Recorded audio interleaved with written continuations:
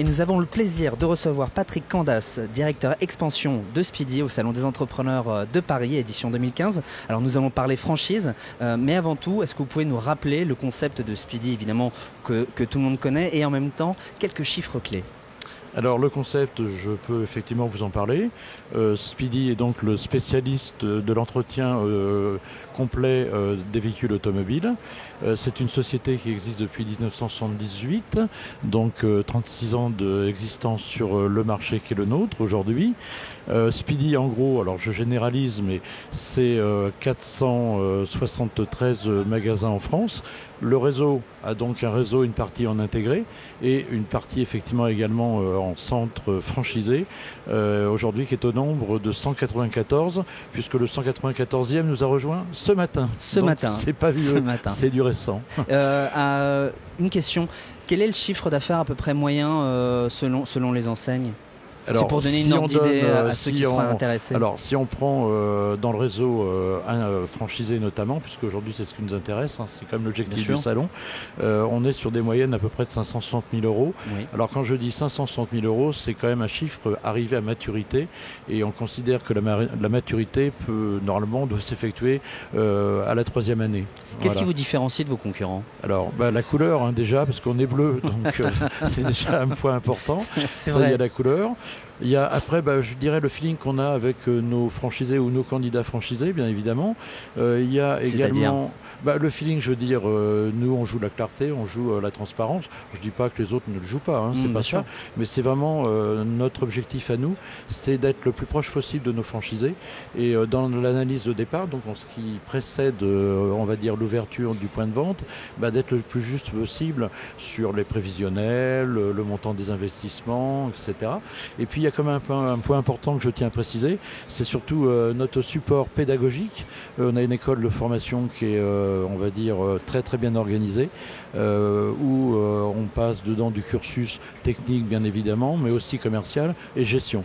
Donc c'est un outil qui nous est très utile à nous, ça c'est clair, pour faire du recrutement, puisqu'on ne se prive pas de faire visiter l'école, mais aussi qui est très utile à nos franchisés, en amont parce qu'il y a toute une formation, et en aval parce qu'effectivement la formation est un besoin continuel. On est en janvier 2015, quelle est la stratégie pour Speedy pour cette année? Alors, en termes de développement, vous voulez parler? La stratégie, elle est simple, hein. On a un budget d'ouverture, donc qui se situe normalement à 40. Voilà, donc 40 nouvelles franchises. 40 nouvelles franchises.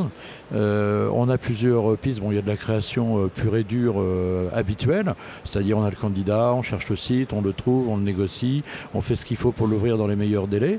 Il y a également de la transformation, puisque dans notre programme, on a l'intention d'aller voir nos amis MRA, donc indépendants ou éventuellement agents de marque, pourquoi pas, pour essayer de les décider ou de les persuader que de passer franchisé Speedy serait une bonne chose pour eux.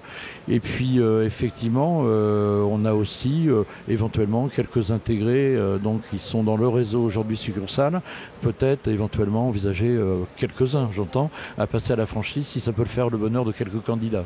Alors sur les 40 points de vente que vous allez tenter d'ouvrir dès cette année, à quoi il doit ressembler ce franchisé Speedy? Alors son profil, une envie forte de créer une entreprise, donc d'être motivé à s'impliquer dans une nouvelle activité, parce que bien souvent ce sont des gens peut-être qui étaient salariés auparavant et qui deviennent patrons de leur propre entité juridique. Donc voilà, il faut qu'ils aient le motif, la motivation à devenir franchisé. Je dirais qu'après, il faut qu'ils soient suffisamment impliqués dans leur projet pour réussir, parce que pour réussir, il faut être impliqué. Et puis il faut qu'ils aient un profil manager, gestionnaire, parce qu'une société, ça se gère, c'est quand même un point important. Et puis qu'ils aient un peu la passion de l'automobile, bien évidemment, puisque c'est quand même le cœur de notre métier. Donc qu'ils aiment l'automobile, et éventuellement, s'ils ne sont pas vraiment professionnels de l'automobile, qu'ils aient envie d'apprendre la technique. Voilà.